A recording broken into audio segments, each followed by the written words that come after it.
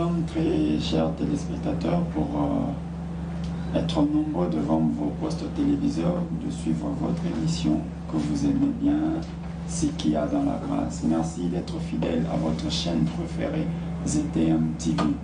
Cette chaîne qui amène la vie à votre portée, qui amène la bénédiction à votre portée en tout lieu, là où vous nous suivez.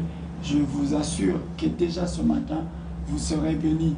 Nous sommes à notre deuxième numéro de cette émission que vous attendez tant, que vous suivez constamment, et c'est cette émission qui nous parle sur la grâce, cette école de la grâce. Bien aimé, aujourd'hui, s'il y a une chose qui est mal définie, comme on l'a dit autrefois, c'est la grâce. C'est-à-dire tout le monde interprète la grâce de sa façon, tout le monde parle de la grâce, tout le monde fait n'importe quoi au nom de la grâce.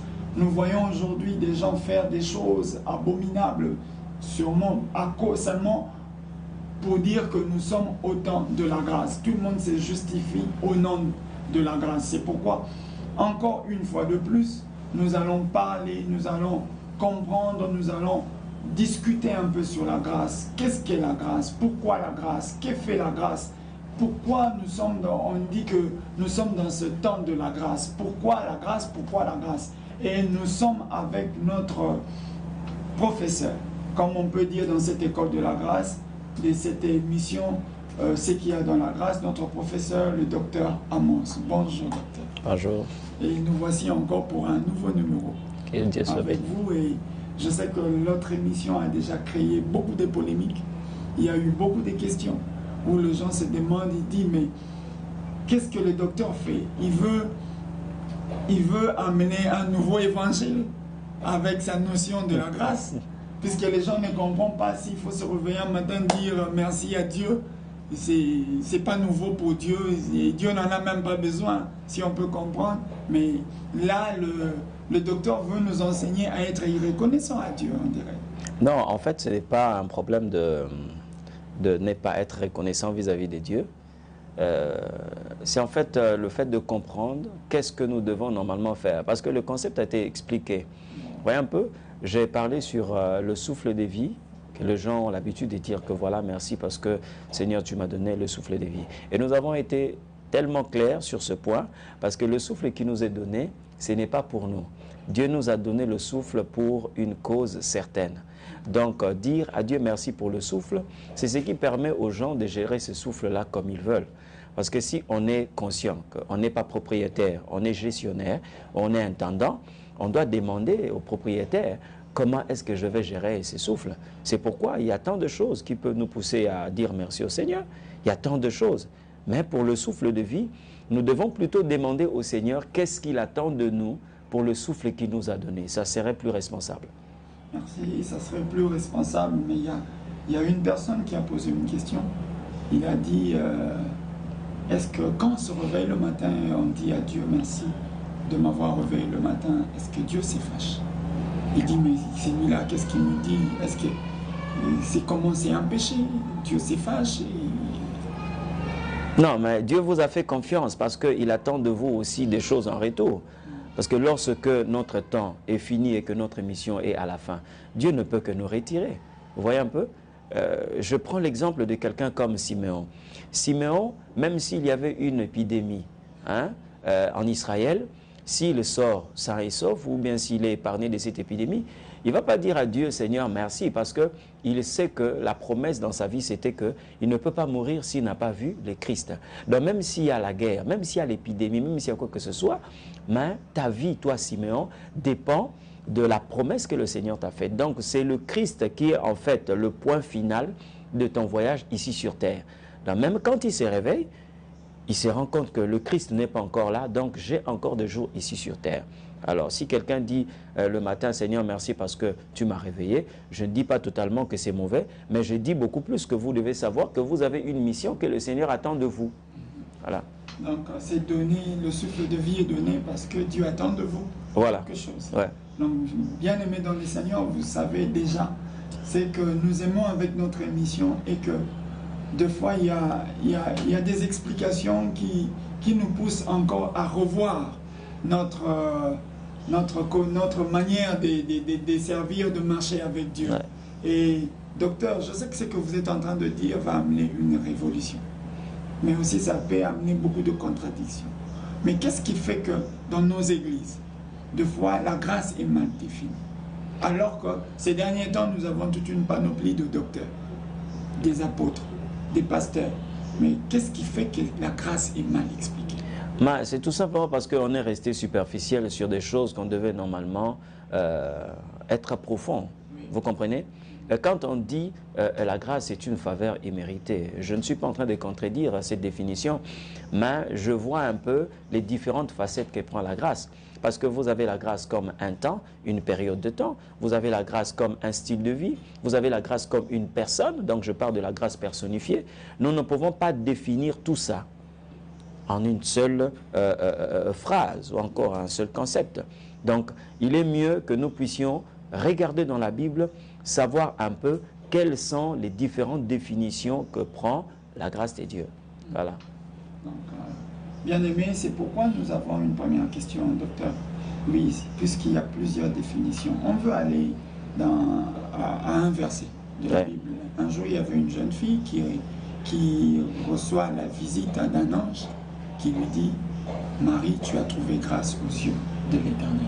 Docteur, vous pouvez nous expliquer ce que ça veut dire « trouver grâce aux yeux de l'Éternel ». Je l'ai dit la fois passée, la grâce, d'abord le fait de dire que tu as trouvé grâce, ça veut dire que quelque part, elle avait été cherchée. Vous voyez?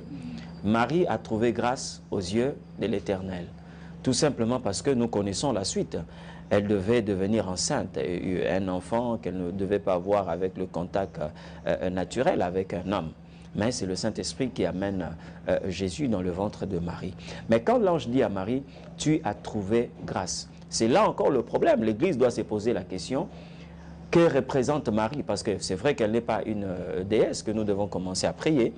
Mais pourquoi est-ce que la Bible parle de la grâce dans la vie de Marie? C'est tout simplement parce que Dieu a trouvé en elle une disposition qui faisait allusion à l'état que doit normalement avoir l'Église, la virginité. Vous comprenez? Donc Marie n'a jamais connu un homme. Et l'Église, aujourd'hui, nous savons que la Bible dit que le Seigneur a fiancé l'Église à Christ comme une vierge pure. Donc une vierge qui est pure. Donc si Marie a trouvé grâce, aujourd'hui l'Église doit se poser mille et une questions. Quelle est la figure que nous trouvons dans Marie, que nous pouvons comparer dans l'Église? Je l'ai bien dit, elle n'est pas une déesse pour que nous puissions commencer à invoquer Marie.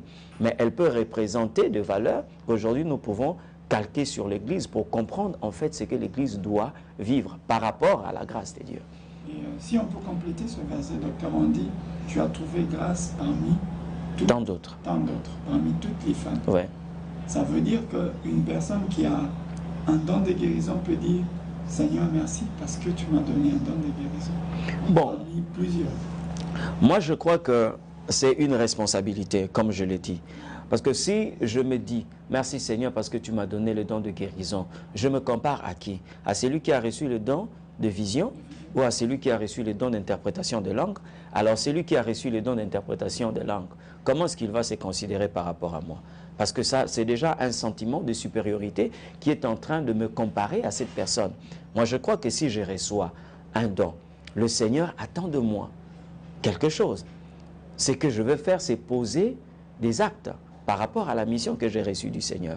Il ne faut pas commencer à s'enorgueillir parce qu'on a reçu tel don qui est supérieur à tel don. Et je le dis encore, lorsque vous regardez par exemple Salomon et Samson, qui pouvait se vanter du don qu'il a reçu?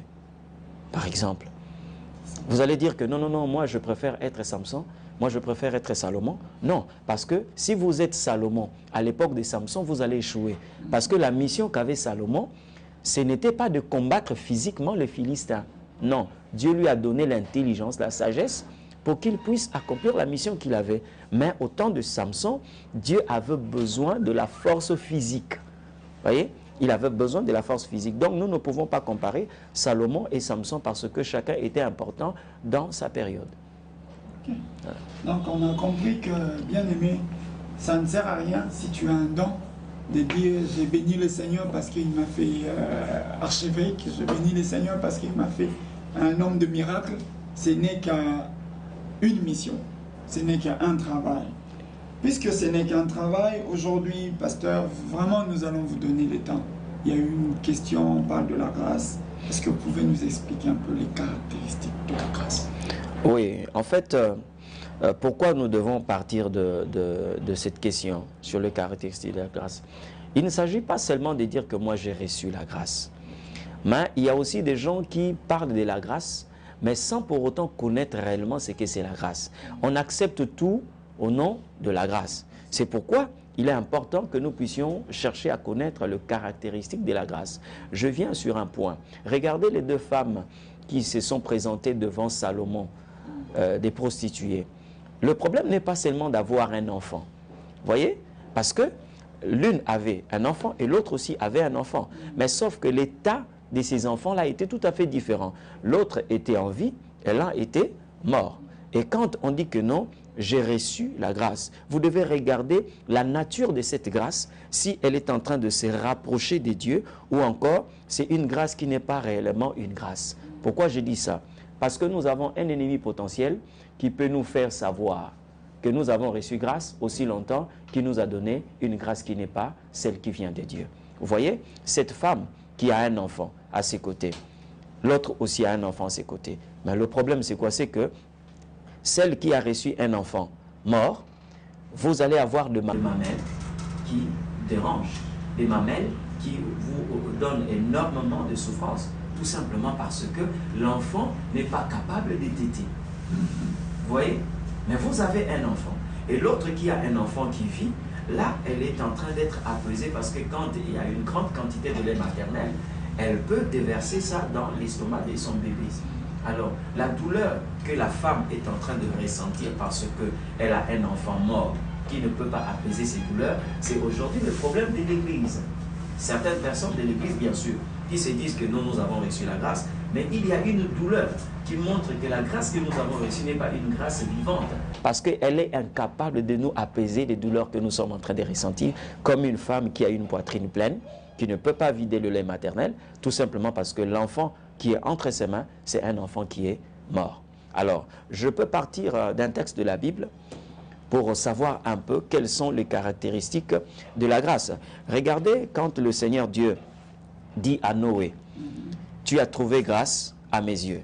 C'est là où nous devons commencer à comprendre les caractéristiques de la grâce. Et je dirais à ceux qui sont en train de nous suivre, lorsque vous remarquez que votre grâce, que vous êtes en train de dire la grâce, ne porte pas ces caractéristiques, vous êtes capable de repartir vers Dieu pour réclamer la véritable grâce, parce que ce que vous appelez grâce, quelquefois, c'est l'ennemi qui vous a changé pendant que vous étiez en train de dormir. Amen. Le Seigneur est en train de dire ceci à Abraham, plutôt à Noé, dans le livre de Genèse chapitre 6, le verset 7 à 8. Il dit ceci, « Et l'Éternel dit, j'exterminerai de la face de la terre l'homme que j'ai créé, depuis l'homme jusqu'au bétail, aux reptiles, aux oiseaux du ciel, car je me répands de les avoir faits. » Mais Noé trouva grâce aux yeux de l'Éternel. Regardez la première caractéristique de la grâce. Puisque le Seigneur dit à cette époque que tous les hommes étaient corrompus. Dieu avait rejeté tous les hommes, et voire même les animaux. Mais qui était Noé? Est-ce que Noé avait 3 jambes? Non. Noé avait 4 têtes? Non, non, non. C'était un homme comme tout autre homme. Mais le problème, c'est qu'il a trouvé grâce aux yeux de l'Éternel. Donc je dirais ceci, la première des choses que vous devez retenir, lorsque on a trouvé grâce aux yeux de l'Éternel, la grâce c'est quelque chose qui permet que Dieu nous traite différemment des autres. Nous sommes comme tout le monde, mais la grâce permet que nous soyons traités différemment des autres. Est-ce que, posez-vous la question de savoir, est-ce que vous êtes traité différemment des autres? Même si vous pouvez appartenir à une même famille, mais il doit y avoir certainement un dénominateur commun. Nous le voyons dans nos familles. Tout le monde a telle autre chose qui devient comme un dénominateur commun pour toutes les familles. Mais nous sommes traités différemment. C'est là où commence la grâce de Dieu. Parce que Noé était comme tout le monde. Mais Dieu ne pouvait pas le compter parmi des gens qu'il devait exterminer parce que la grâce faisait de lui quelqu'un de différent que les autres. Mais quand vous le regardez morphologiquement, Noé pouvait aussi avoir des personnes qui pouvaient le ressembler physiquement. Mais c'est la grâce qui va les différencier des autres. Ça veut dire, si tout le monde est répertorié sur une liste où on va tuer tout le monde, la grâce est ce qui vous met plutôt en dehors de cette liste-là, qui doit traiter tout le monde comme une chair à abattre. Donc, déjà nous voyons ici, dans la Bible, que Noé a été traité différemment. Donc, je dirais ceci, la grâce, c'est comme quelque chose qui vient augmenter notre valeur. Vous voyez? La grâce vient augmenter notre valeur par rapport aux autres. Vous voyez l'exemple d'un sac usé. Un sac usé, il peut y avoir 4-5 sacs usés là qui sont destinés à la poubelle. Mais le sac là où on met une somme d'argent, ces sacs-là ont de l'importance par rapport à d'autres sacs, même si c'est usé comme les autres. Vous voyez? C'est en fait ça la grâce. Okay. Lorsque nous regardons, aujourd'hui on a jeté là 15 sacs usés qu'on doit normalement destiner à la poubelle, mais une personne dit non, non, tiens, j'ai un sac là où j'ai mis une somme d'argent. Alors cette sac-là doit être mise à côté à cause du fait qu'il y a une somme d'argent à l'intérieur qui lui redonne la valeur que les autres n'ont pas. Et c'est ça en fait la grâce. Et c'est pour tous les enfants de Dieu de reconnaître que quand vous avez reçu la grâce, vous ne pouvez pas être traité comme tout le monde. Nous regardons même les animaux, ce qui est un peu compliqué à comprendre. Même les animaux ont reçu la grâce de Dieu. Comment? Parce que Dieu n'avait pas seulement créé un lion et une lionne. Non, non. Il y en avait plusieurs. Mais comment est-ce que Dieu a dit à Noé, 2 de chaque espèce viendront vers toi et tu vas leur conserver la vie? Ça veut dire, parmi le lion qui était là, il y a 2 qui avaient reçu la grâce de Dieu. Comment? La grâce devait commencer à les éloigner de la forêt pour les attirer vers Noé. Vous comprenez? Ça veut dire que la grâce agit de manière à ce que là où il peut y avoir un malheur, le Seigneur commence par nous éloigner de cet endroit-là. Parce que les animaux qui étaient choisis en couple devaient quitter le lieu où ils étaient pour se rapprocher de l'endroit de leur salut. Et comment est-ce que cette grâce s'est poursuivie dans la vie des animaux? Noé devait sonner la corne. Comment est-ce que l'Éternel va donner aux animaux l'intelligence de comprendre que lorsque la corne est sonnée, ça veut dire que vous devez venir? Ça fait de sorte que, et des girafes, et tout ce que nous connaissons, des espèces que nous connaissons dans la Bible qui ont pris part, qui ont été à bord de l'arche, chacun comprenait que c'était l'appel pour dire « venez ». Vous voyez? Mais à 2. À 2. Ils étaient déjà sélectionnés. Ils étaient déjà sélectionnés et ils étaient parmi les milliers. Okay. Vous comprenez un peu? Mais donc les enfants de Dieu, nous ne pouvons pas dire que nous avons reçu la grâce aussi longtemps que nous connaissons que nous sommes traités comme tout le monde. Vous voyez un peu? Donc la grâce te rend différent. Différent. Distinct. Voilà. C'est comme j'ai parlé ici, l'exemple des sacs qui sont destinés à la poubelle, mais dont on a placé dans un de sacs une somme d'argent. Cette somme d'argent fait de sorte que qu'on considère ces sacs-là. Ce n'est pas parce que c'est un sac usé, mais parce qu'on est en train de voir la valeur qu'il y a à l'intérieur. Et c'est comme ça les enfants de Dieu. Dieu peut nous décimer, il peut nous consumer. Mais le problème, c'est qu'il a retrouvé en nous, il a mis en nous sa grâce. C'est ce qui fait de sorte que nous puissions être traités différemment des autres. Et ça doit être le désir de tout enfant de Dieu, et ça doit faire aussi notre fierté. Aujourd'hui, si nous pouvons sortir sains et saufs de tel ou tel sinistre, c'est tout simplement parce que l'Éternel Dieu a vu en nous sa grâce, ou il a placé en nous sa grâce. C'est ce qui fait de sorte que nous ne puissions pas être traités comme tout le monde. Docteur, là, vraiment, avant qu'on nous explique le deuxième point, il y a une question qui vient. Ça, quand vous dites qu'il fallait que, au son de la trompette, que les animaux s'avancent vers Noé, des à 2. Non, parmi plusieurs, il y a déjà des sélectionnés. Bien sûr. Parmi ces animaux. Est-ce que Noé n'a pas trouvé grâce parce qu'il était juste devant Dieu? Comme on nous enseigne. On nous enseigne toujours que Noé était juste. Noé craignait Dieu. C'est pourquoi, parmi des milliers, Noé a été choisi. C'est pas ça. Mais bien sûr. Puisque nous avions dit que Marie a trouvé grâce. J'ai dit le verbe trouver, ça nous renvoie au verbe chercher. Parce que Noé avait cherché la grâce de Dieu, c'est pourquoi il a trouvé. Et dans le fait de chercher, c'est ça en fait, marcher dans l'intégrité, dans la crainte de Dieu, dans la fidélité. C'est ça le processus de rechercher la grâce. Et lorsque nous marchons tel que Noé avait marché, c'est là où nous trouvons la grâce de Dieu. Et la sélection des autres animaux, là, Oui. est-ce qu'eux aussi craignaient Dieu pour que Dieu choisisse seulement les deux, Oui. le lion et la lionne, et le pauvre petit, là, Oui. devait mourir? Est-ce que c'est parce que ces lions et la lionne là aussi craignaient Dieu, ou c'est à cause de quoi? Puisque on a expliqué, deux fois on nous dit, moi en comprenant, Oui. j'ai compris, peut-être ce n'est même pas parce que Noé était seulement trop juste, Ouais. mais c'est parce que, comme vous l'avez dit, il a été sélectionné, il a été mis à part. Mais le lion là, les lions, le pauvre lion, je crois qu'il n'était pas plus juste que le lion voisin. Que Dieu soit béni. Je crois que c'est la question qui vient pour nous aider à éclairer les téléspectateurs, des gens qui définissent seulement la grâce comme étant une faveur imméritée.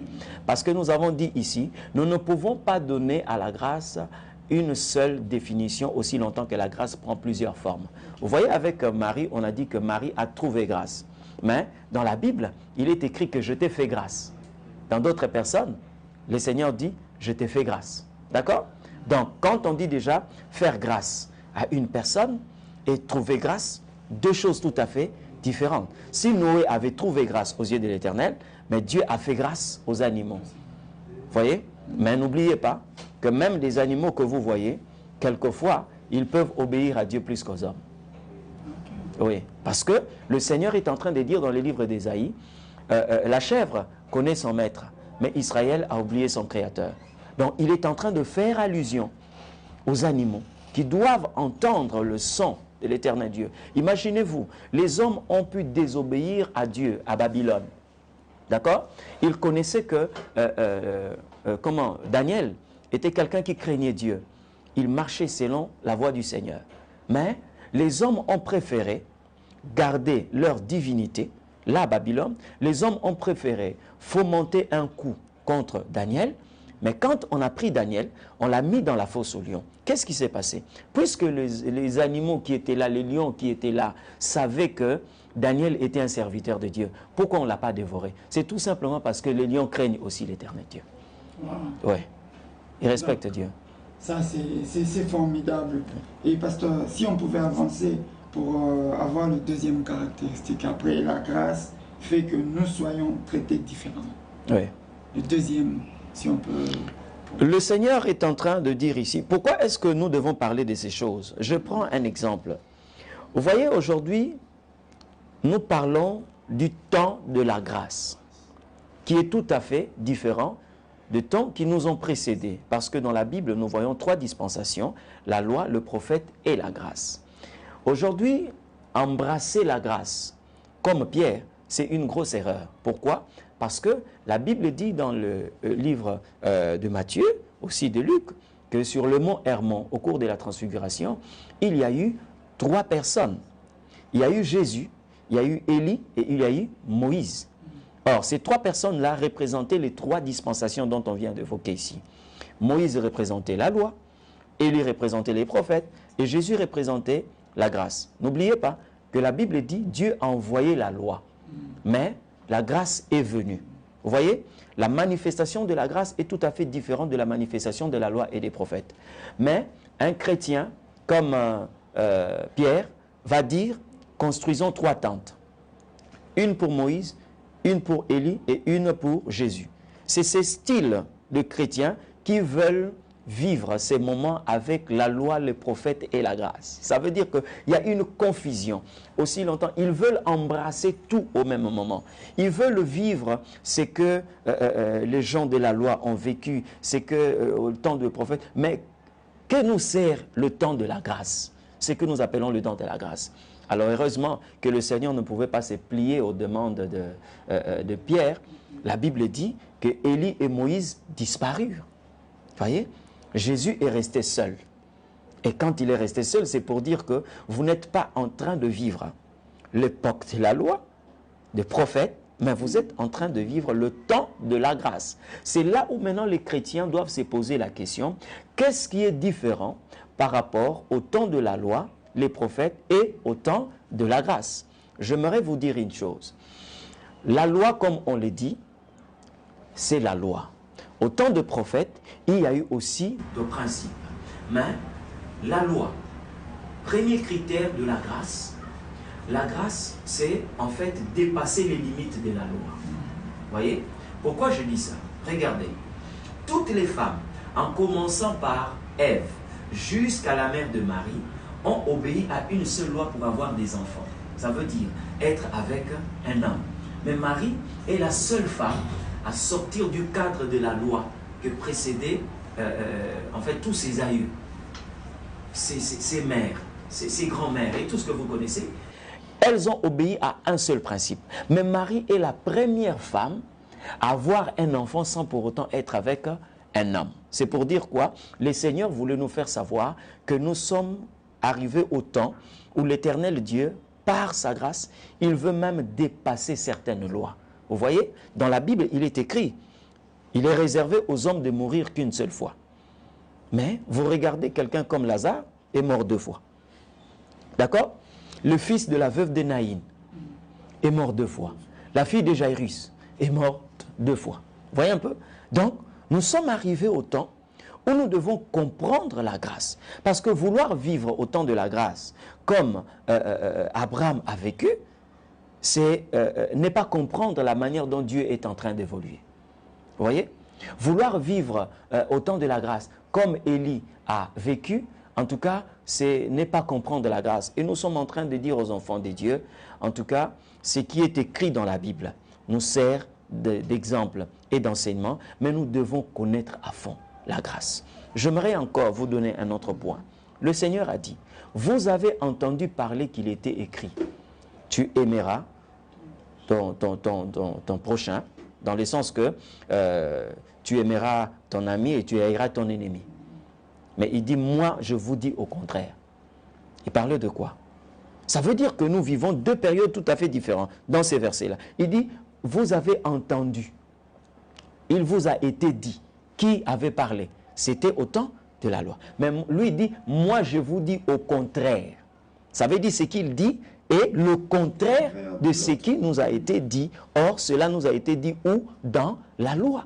Mais il vient au temps de la grâce. Donc, nous ne pouvons pas aujourd'hui mélanger le pédale. Nous sommes au temps de la grâce et vouloir vivre la loi. Non. Et j'aimerais même aborder un autre point. Parce qu'aujourd'hui, il y a des gens qui vous disent que, le combat, on vous donne certains principes de combat qui sont même en rapport avec le temps que David a vécu, que Moïse, Josué et tout. Voilà un peu quand la Bible dit « Seigneur, exerce mes mains au combat et mes doigts à la bataille ». Qui a parlé? C'est David.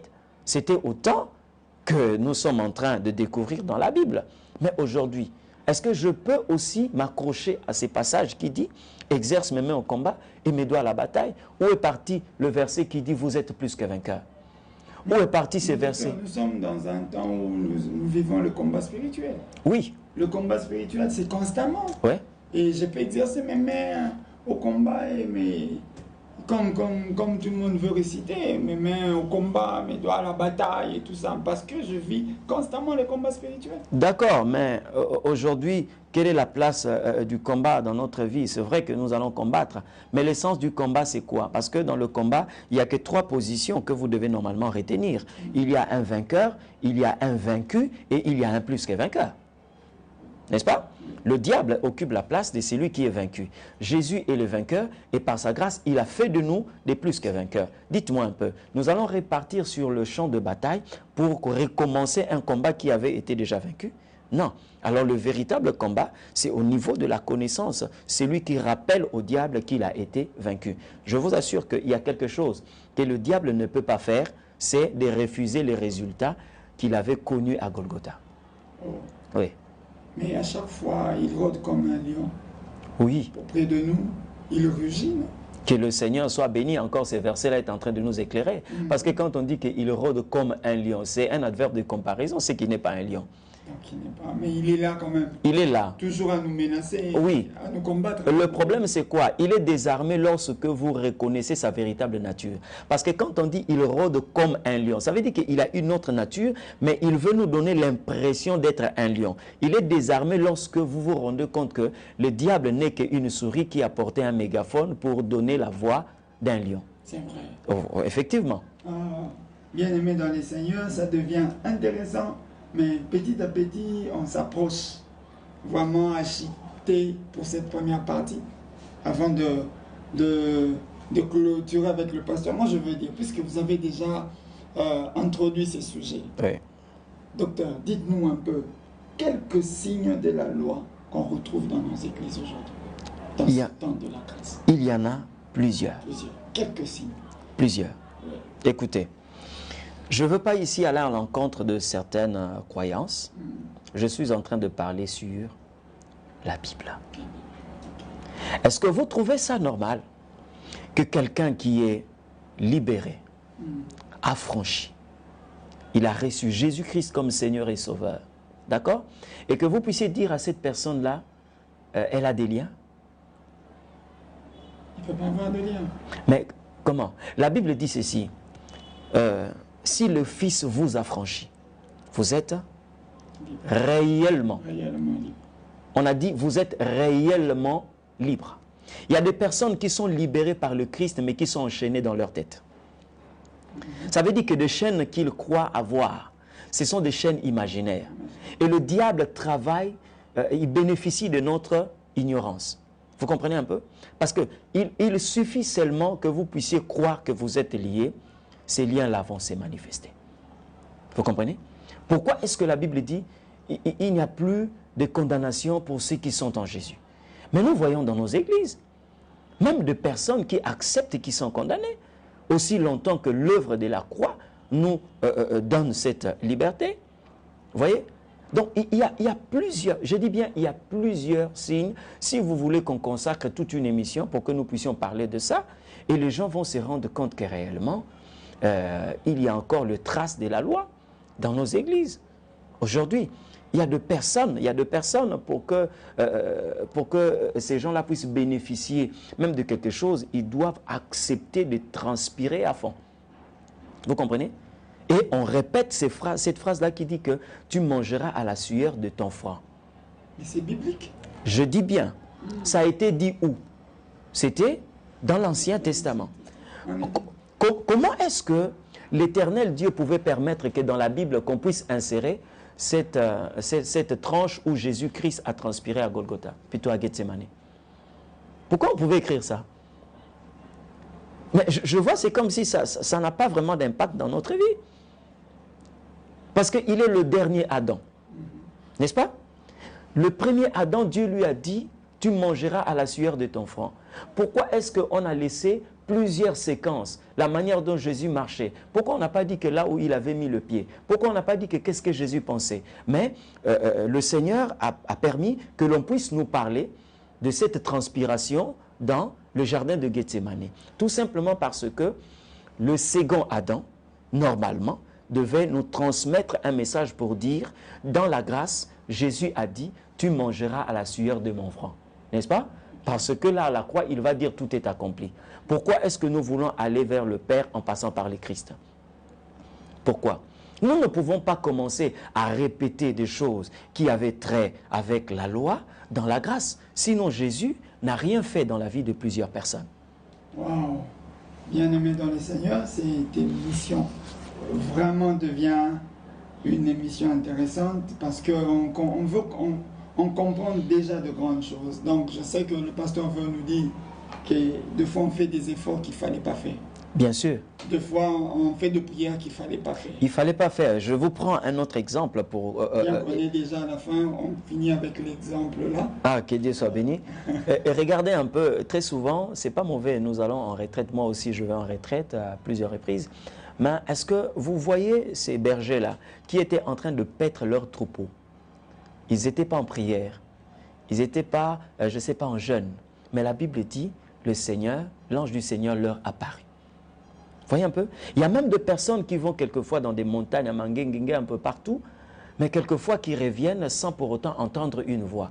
Mais des bergers qui n'avaient rien à voir avec la prière. Dieu a laissé les sacrificateurs qui passaient le temps là au temple, n'est-ce pas? Il a laissé le chef des synagogues. Il est allé parler aux bergers qui n'avaient rien à voir avec la prière. Ils ont entendu que voilà, aujourd'hui, il vous est né un sauveur dans la cité de David. Pourquoi? Parce que la grâce était là. Ils n'ont pas prié, ils n'ont pas jeûné, mais le Seigneur Dieu s'est manifesté. Au-delà de tout ce que nous pouvons faire, nous devons tenir compte de la grâce. Bien-aimé, merci docteur pour cette révélation. Nous allons comprendre, très chers téléspectateurs, nous allons entrer vraiment dans la profondeur de cette révélation sur la grâce. Bien-aimés, continuez à suivre cette émission sur ce qu'il y a dans la grâce. Nous sommes vraiment arrivés à la fin de cette deuxième partie de notre émission. Et avant de clôturer, nous allons dire au pasteur un mot à toutes ces personnes qui nous suivent par rapport aux caractéristiques. Et après, vous pouvez prier pour les amis qui sont en train de nous suivre, afin qu'on va tous bénéficier de cette grâce. Merci beaucoup. Je dirais à tous ceux-là qui sont en train de nous suivre, vous avez le droit de regarder ce que vous appelez la grâce.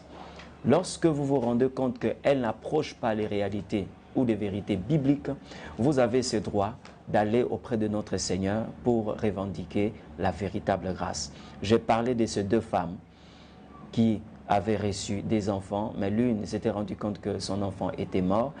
Elle est allée auprès de Salomon, qui dans ces textes était en train de représenter le Christ pour dire que cet enfant n'est pas le mien.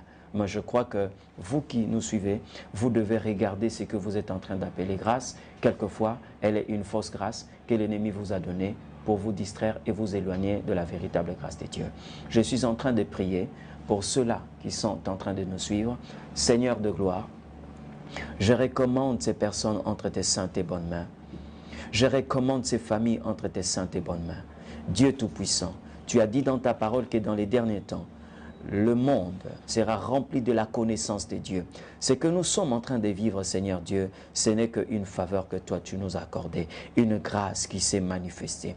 Laisse maintenant, ô Dieu, que cette grâce soit réellement trouvée dans la vie de tes enfants, qui se rapprochent encore de toi, Seigneur éternel Dieu, pour découvrir la véritable grâce. Je crois, Seigneur, tu n'as pas laissé le trône pour rien. Tu n'as pas laissé le trône pour nous laisser encore la vie qu'avait Moïse, la vie qu'avaient les Israélites en Égypte, mais tu es venu pour que nous puissions réellement vivre ta grâce et la témoigner.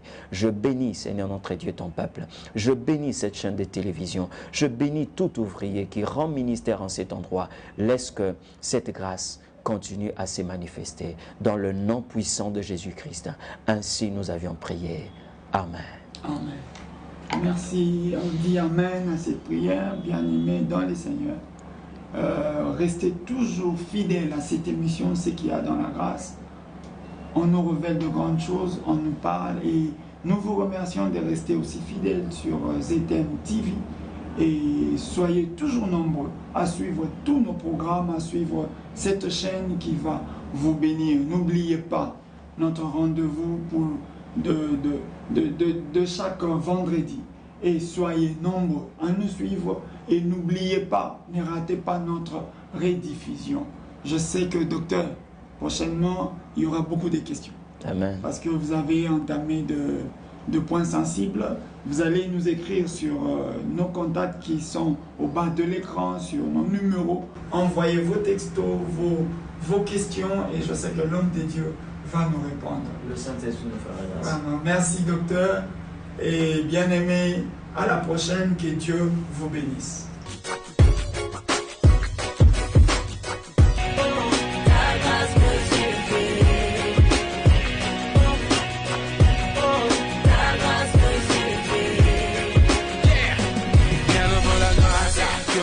Trouver dans la vie de celui qui s'est donné pour la mienne. Je me lève quand tout ce qui va me gêner, m'empêcher de vivre dans la garde.